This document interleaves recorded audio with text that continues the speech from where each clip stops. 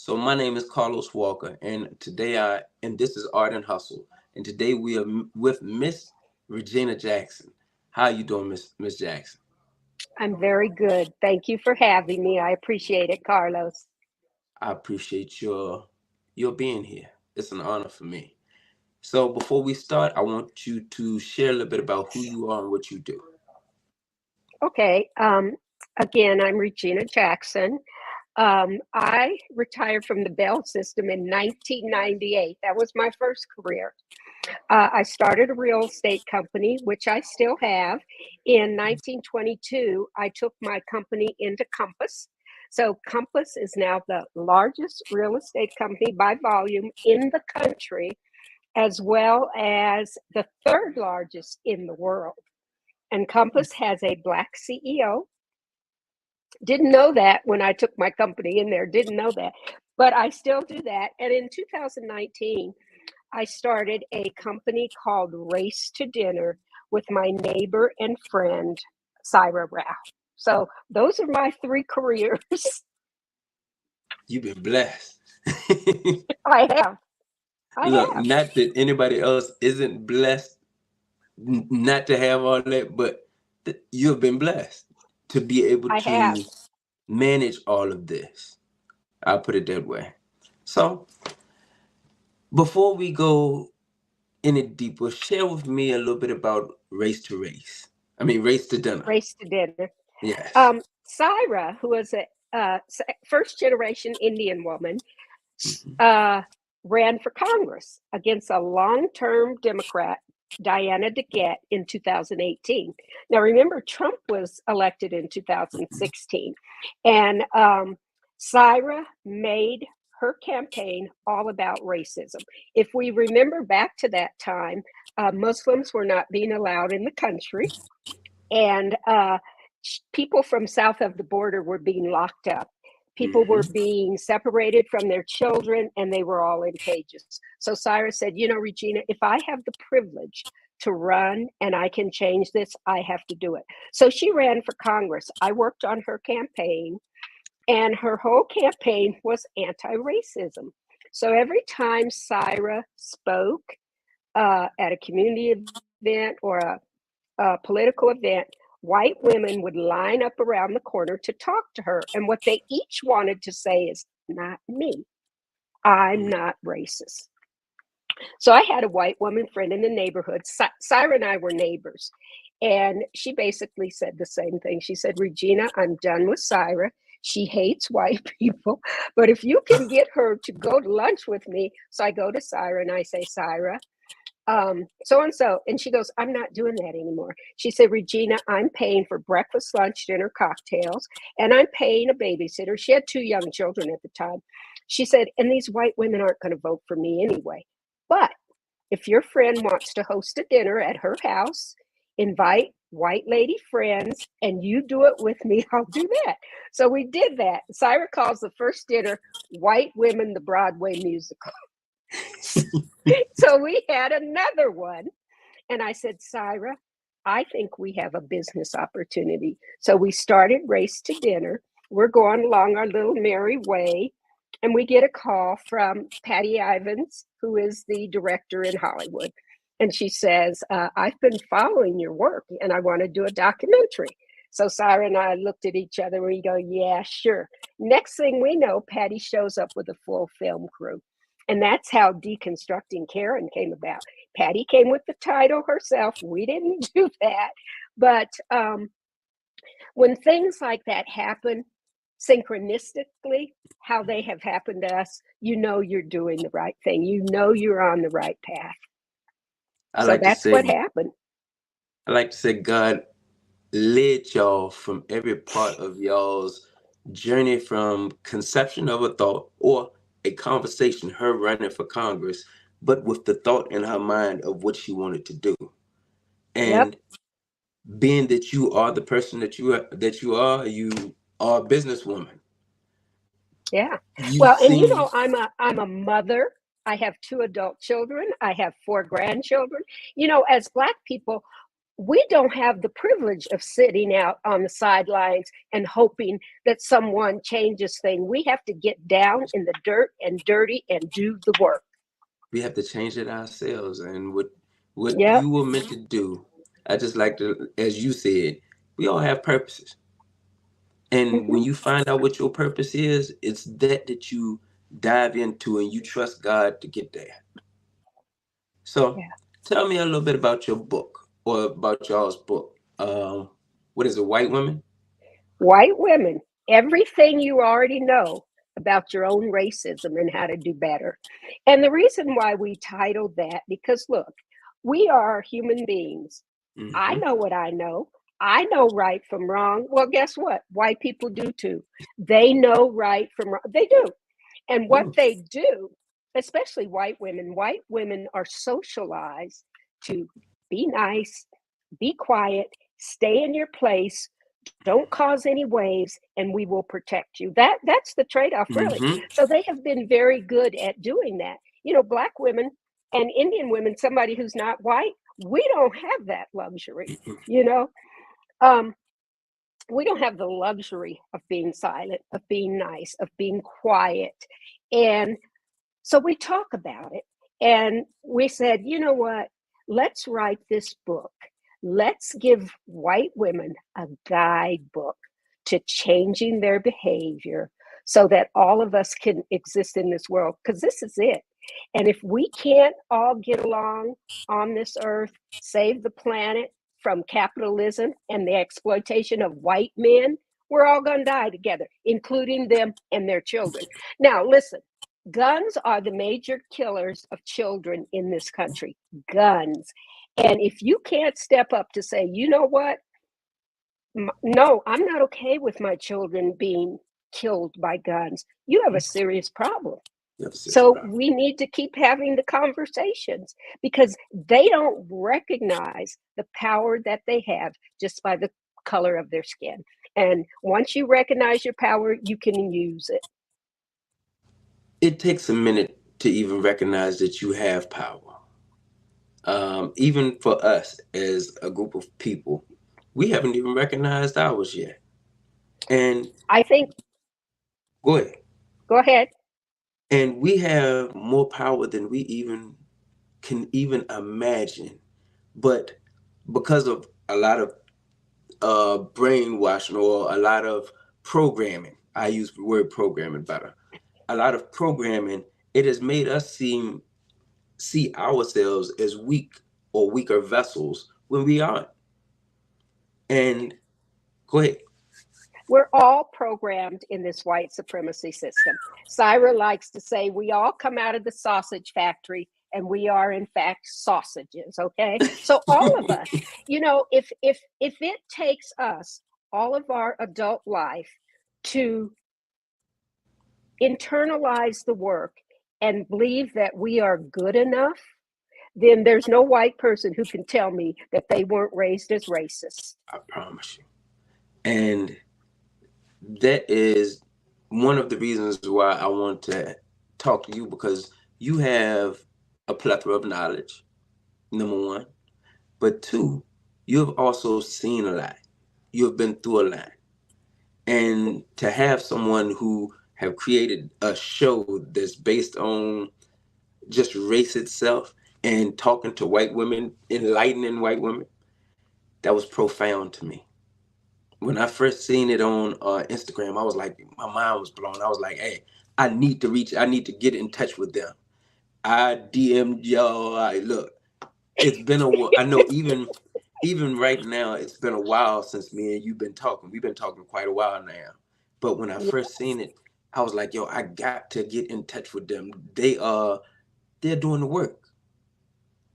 So my next question, or my next, I guess, question but comment because we just having dialogue. Mm-hmm.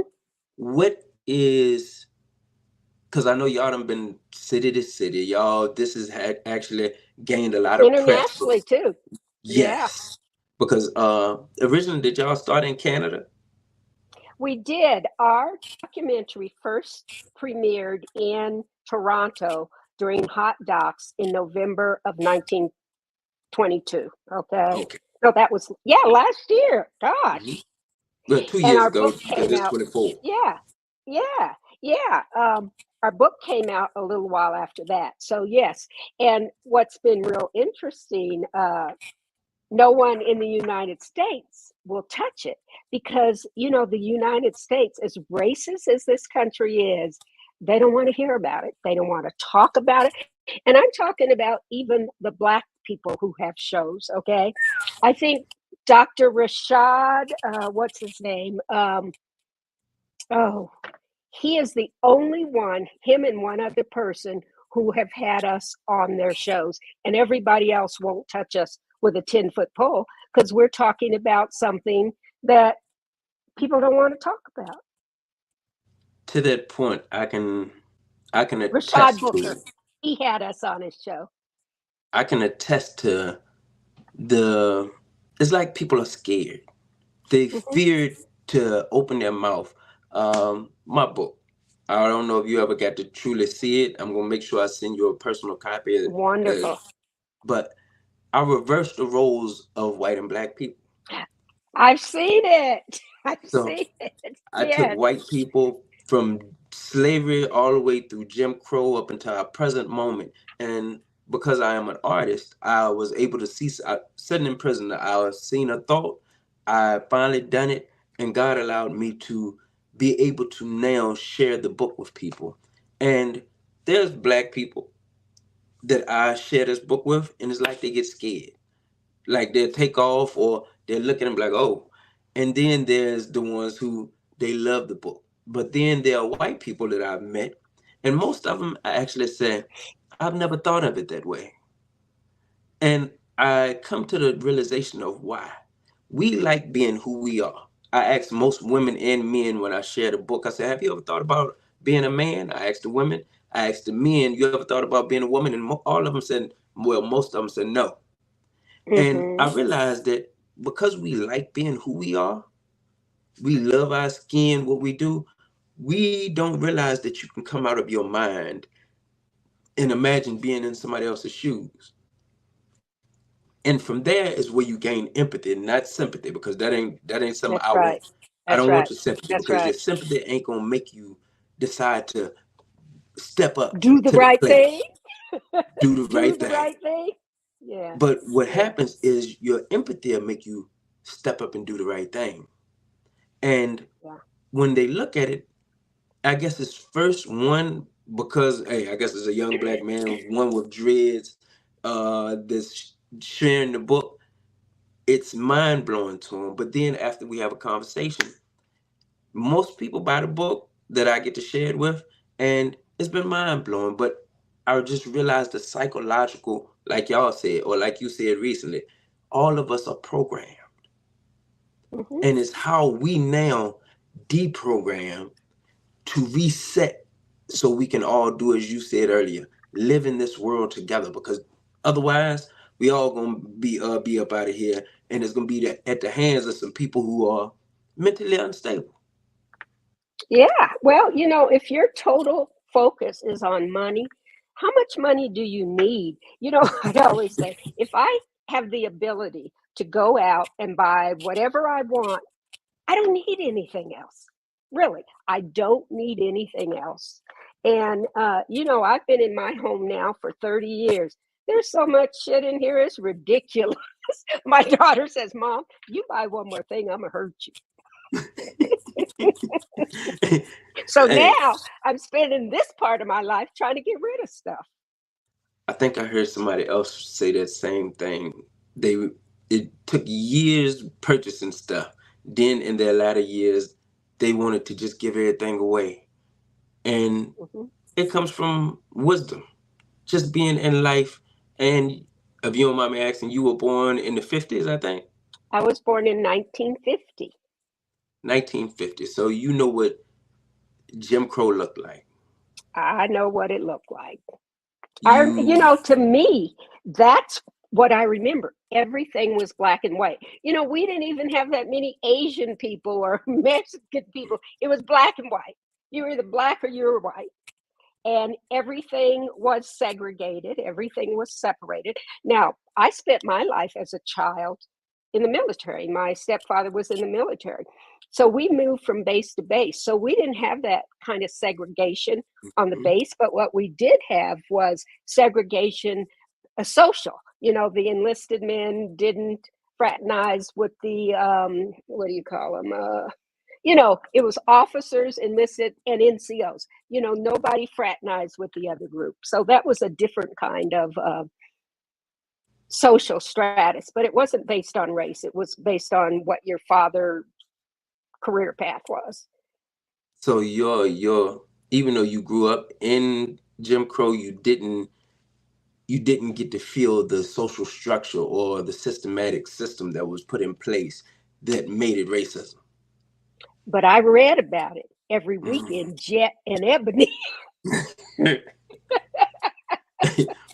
Every And week, Jet and Ebony. they had something that they were sharing. Thank God for Yep. journalists and people who write books, because what Hmm. y'all are doing now, this is history. Yeah. From I'll always look at this monumental moment. I apologize for that. No, you good. Well, it's turned off. Why is that going? Okay. Yeah. And you know what Syra and I talk about all the time now is Gaza, Hmm. Palestinians. Because if you are in the work of racial, social justice, you're fighting for liberation for everybody. You can't say, oh, I want these people to be liberated, but you know, them, that's okay. So that's what we talk about. And the silence amongst white people and some black people, you know, it's deafening. Hmm. Because if you look at Carlos, are you familiar with the pyramid of white supremacy? Yes. Okay, so at the very top of that pyramid is genocide. That's the Hmm. worst thing you can do to people. And at the bottom is indifference. So our indifference holds up this entire pyramid, and our indifference is allowing Palestinians to To get be, my. I say, genocide Hmm. and Holocaust. I like saying that because, you know, the Jewish people, or I should say the Israelis, the Zionists, are doing to them What got exactly done what to was, them, yep. and seems like they would have better, I guess you would say, better sense to realize what you done or what happened to you, and now that you're doing it to the next group of people. That would be Well, I like think black. it's really important for us to recognize that a lot of Jewish people are not Zionists. They No, don't support the Zionist that is regime true. that's over there. So I think it's important to separate the two. But, you know, unless we get that under control, I think we may be looking at World War III. This is possible. That is possible. Because Like we've got all these Arab countries that, you know, have a stake in this too. because they're looking at Yep. their brothers And and our their brothers. sisters. Yeah. You know, Well, I remember Dr. King, Malcolm X, all of all them had something to say about Palestine. All of them. and like I said, they're all of our brothers. This is just a humankind thing. It's not black or white, even though we do see color. I'll make sure I do say that, because you hear people say I don't see color, and Yeah, even yeah, though no, we do. that ain't working. Well, and you know, Zionists are in fact the whole Zionist movement came from Europe. The people who support Zionists and moved to Israel are white European Jewish people. Okay, That's it. That's so it. so Palestinians, Israelis, and all the other people on that property have lived there for generations in peace until the Zionists came in. Now, if you ask me, they should have been given a homeland in Germany. That, That's what that's it. that's my opinion. No, I'm with you. But because Britain, I think it was Britain, but because Britain It owned was. part of the Palestinian land, they gave them Mm, a small spot. And you watch yep. that small spot, it's almost like I hate to use this word, but cancer. You watch this small Yeah. cancer, get in there, and now it is spread to. I looked at a map from 19, I think it's 1948 when they uh Yep, that's when invaded. it happened. I'm gonna say invaded Mhm. 1948, and it was Palestine. The And Nakba. yep, and now the whole part is Israel. And it's like mind blowing. How did this little spot matriculate all the way through? Because they are colonizers. They are colonizing the Palestinians' land, and they talk about free the hostages. They don't want those hostages. If they No, wanted those they want the hostages, people they'd have had paid. them by now. They want They the people want the paid. land. They want the land.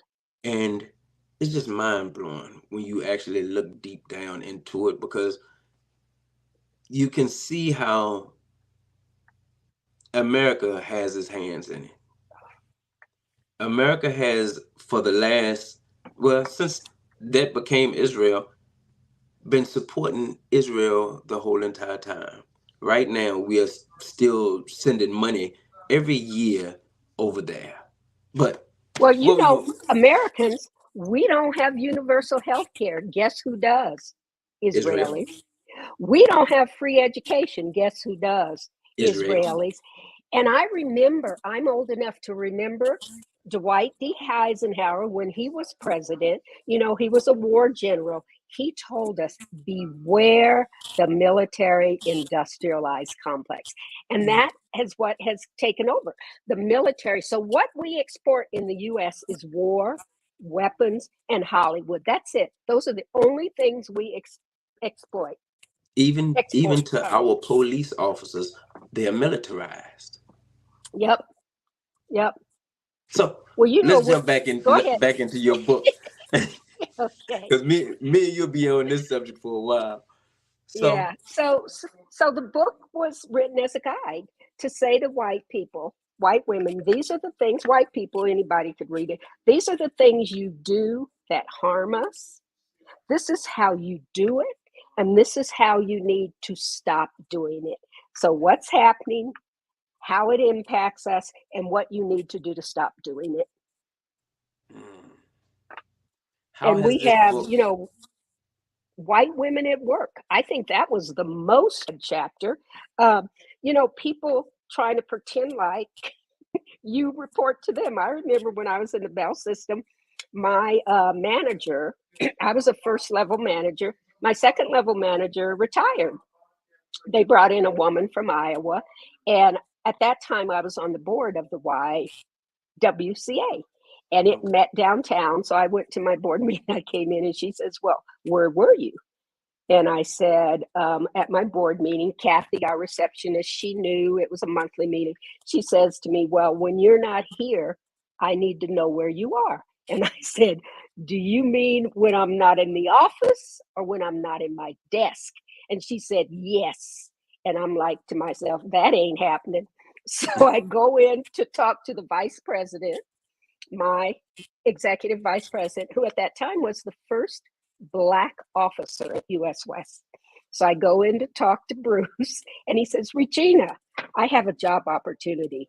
I need a person managing my budget, and I want you to fill that job." I got promoted to a second level manager, just like that. You was just meant for, Well, I like to say, for here's great. what here's what one of my other bosses said to me. He says, "Yeah, to be a leader, you have to be able to recognize talent." So it made me feel good. And I just sit up there and said, look, you was just meant to be greatness. If his probably, if you go back and look at your life, you can see where God has always took you to greater heights through your entire life. And it's mind Always. blowing to just be able to share a space and hear your story. Because from the story, I've gained a lot. One, Yeah. I've gained how much you love humanity, because that's the only reason why you would be fighting for everybody. You love your people, but not just your people. You love the people who don't think like you, and you Yeah. want to say, "Look, I'm gonna share with y'all how we can all share space together, and now live together, but now do as Christ said, love one another." Love one another. That's all he asks of us, is that we love one another as he has loved us. And this is what you're saying to them. I love y'all enough to help fix y'all through a book. How has it, how have the people who have read the book, how have they reacted to the book? It's really been amazing. I was just on, I can't remember if it's Instagram or LinkedIn. So, I'm 73, so all this stuff is like, but this one young You look woman, good for she, 73. thank you. She said how this book just changed her life. And that's what we get, you know, because most people don't hold a mirror up. And when I say that, I mean most people don't do the inner work. They don't go, okay, this is what's going through my head. What is the universe trying to tell me? What is it that I'm not getting? What is it? Why are these feelings coming up? So we're getting a lot of that, and it is so rewarding. It is so rewarding. And they're sharing the book, and they're having book clubs, and they're having neighbors and friends over to watch the documentary. So it's very rewarding for me. And you're in your latter years doing something that I like to say our ancestors would be rolling in their grave with happiness. Because at one time, we wouldn't have been caught on TV. We wouldn't have been able to read, write. Not only are you still fighting the fight, but you're also fighting it with people who didn't look like them Yeah. and changing, really truly making change. Yeah. Well, and you know what, Carlos, in my lifetime, those things in my lifetime I didn't see. Um, I remember watching In Living Color. Do you remember In Living Color? And I thought, and it was the Homeboy Shopping Network. And I thought, this is so funny. But before I laughed, I had to go look it up and see who the creators of it were. And once I saw it with some brothers, I had me some good laughs. Okay. And I just want to talk about Syra here. When we started doing this work, Black women would come for Syra because they didn't think that she should be in this work. And what Syra says, and I think we need to be really careful. If anybody wants to be accomplices with us, we need to welcome them in. Hmm. Syra said, Regina, she said, I have more institutional power than you do because of the color of my skin. She said, so I have a requirement to speak up. And so when they came for Syra, I said, look, if y'all come for Syra, you come for me. Hmm. So let's be clear about that. Anybody who wants to be an accomplice in getting rid of white supremacy, I welcome you into the fold. Because of the fact that you're willing to put your life on the line as well. And Absolutely. she's not here, but thank you, Sarah, for being who you are. Um, because your stake in the fight is that much important as our stake. Yes, we may feel it 10 times more, but Mm-hmm. she has felt it. I think I even seen on the show one time where she raised her hand and said even she was racist Yeah, at one point institutionally, because of the the programming. the power. You and I can't keep anybody from getting a job, right? You and I can't keep, but white people can. And Syra recognizes that she has more institutional power than black people. Black people are at the bottom, white men are at the top, white women right below that, and Hmm. everybody else in between. Now, what I did realize is that even at the bottom, your power probably is more stronger. You just ain't realized it. You just got to figure out how to reconstruct because you are the foundation. Now, when you realize that you are the foundation, the top falls because the foundation has changed. That is in any system. If the Yeah. foundation ain't steady, what happens? And because we are who we are in this world, and everybody is looking at us because we are technically on the world stage, America being the world stage. Mm-hmm. Everywhere else have always and are still are looking at America and they're looking at us to now Hmm. rechange the way we think. And when we do the inner work, because there's a lot of inner work with us, Yep. when we do our inner work, what happens is everybody else will stand up too. Yeah. And you know, Carlos, I have to talk about this because I hear all these black people talk about, well, I'm not voting, or I'm voting for Trump or whatever. You know, here's the thing I know, and you talked about the ancestors. See, I'm old enough to remember black people being lynched, okay? Mhm. Black people being drug out of their houses and lynched. Black people, you know, we used to be afraid to go into the forest and the woods and the mountains Come on. because we thought we would get, I remember that. Okay. So I have an obligation to the ancestors, to the black people who look like me, who died so that I could vote. I have an obligation to vote, period. Respect. Period. And I hope somebody younger who don't think that they have a cause in the fight, because a lot of them think that there is no fight for us when it comes to it, but it is. But you have to use your power. Here's what I say: if your vote wasn't important, why would they be fighting so hard to take it from you? Why also would they come to your churches every voting time and beg you for the vote? It's Yeah. something that we have. This is the reason why I will always state, to me, if you ask me, we're the main characters of the story. There's never Mhm. been a group, when you watch a movie or a TV show, normally the most hated is the main character. And then they're the most influential. Everybody wants to either be like us in some fashion. They don't want our story. They don't want the pain and the trauma, but they want to be like us. And I realized that all we have to do is realize our power, and the world changes. Mhm. Not to be nasty or mean, but to realize who you are and literally just reshape what we can. And that's the world. And come together as community. You know, Jewish people do it better than anybody else.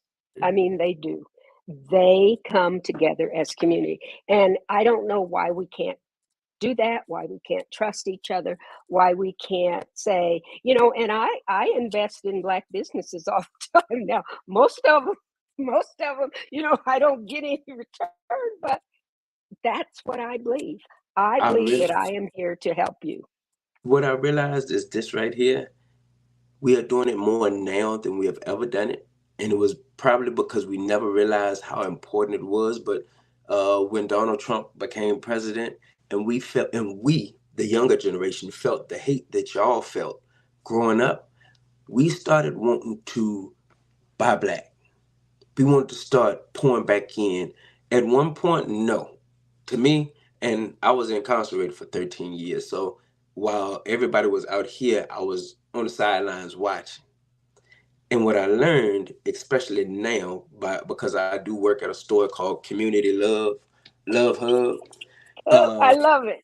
yeah, because I work at this store selling my book out of it and helping people come in, and it's black owned. There are more black people that ask this one question: is it black owned?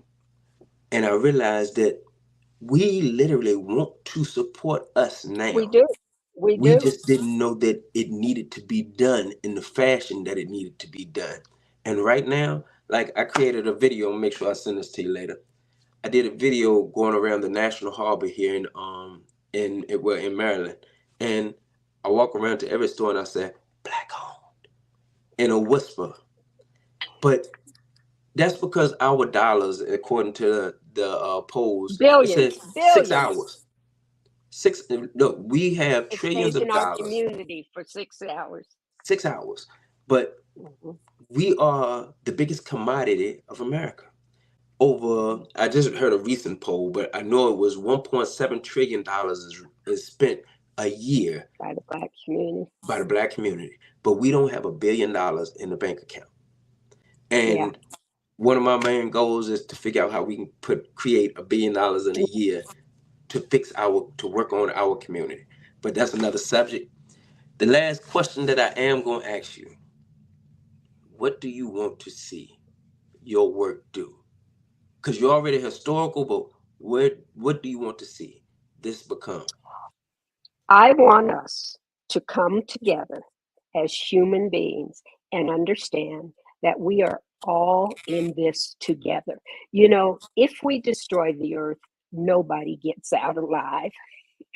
If we destroy the Congo, we're all in this together. And I have been posted, what does the plan look like? You know, do we need to raise money to take these phone companies, manufacturers to court to get them to pay people in the Congo a livable wage? Is that For what the it looks for the like? Let's cobalt. talk about that. Yes, yes, let's talk about that. Yeah. You know So what? that's what I want, for us to understand that we are one. We're all connected. And I love the indigenous people understanding and connection to the earth. I love it. It's fabulous. It's everything is connected. If I pick up apple off the tree, I thank the tree for giving me this nourishment. I mean, it's wonderful. I promise you. And the last thing I am going to ask of you, if you could share a word of wisdom with anybody, whether they're just starting off as an artist or an author or somebody with just an idea, because you all started with an idea, what would you tell them to inspire them to keep on, whether they're young, old, it doesn't matter? What would you give them? Nothing takes the place of perseverance. Nothing takes the. Nothing. That was also for me. Yep. You got to hang in there. You got to keep doing it. And thank God I had parents who helped me to understand the only obstacle in my life was me. Good Thank God. God I had that. Thank God. So I want to once again let you know that this was an honor for me to be able to do this. I thank you for all that you are doing, for the fight that you chose to fight, you and Sarah. How do you say the name? Pronounce the name again? Syra, Syra. SAI, Yes. Syra. You Mhm. and Sarah. I thank y'all for who y'all are, for becoming who you became, for trusting God with the process, because this probably wasn't easy. The thought wasn't easy. People probably fought y'all and asked you, "Yeah, you know you crazy, right?"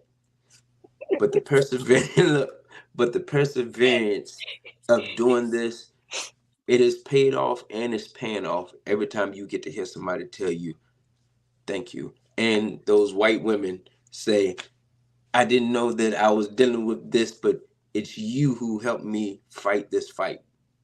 So thank you. Carlos, you've been very kind to me, and I so appreciate your praise and your acknowledgement, and it means the world to me. Thank you. Hey, Love when you my meet, people. look, I love my people too. Look, when you see a queen with her crown, you're supposed to make sure that you bow and give her her gracefulness for what she's done. And you are a queen that's doing the work. Thank you. You know that's what Regina means in Italian. Did not know that. Queen. That was God. I promise you. Couldn't make this up if I wanted to. Thank So, you so much. so for all y'all who are watching, this is Art and Hustle, Black Authors Matter, and this is Miss Regina Jackson. My name is Carlos Walker. Thank y'all for joining. Thank you.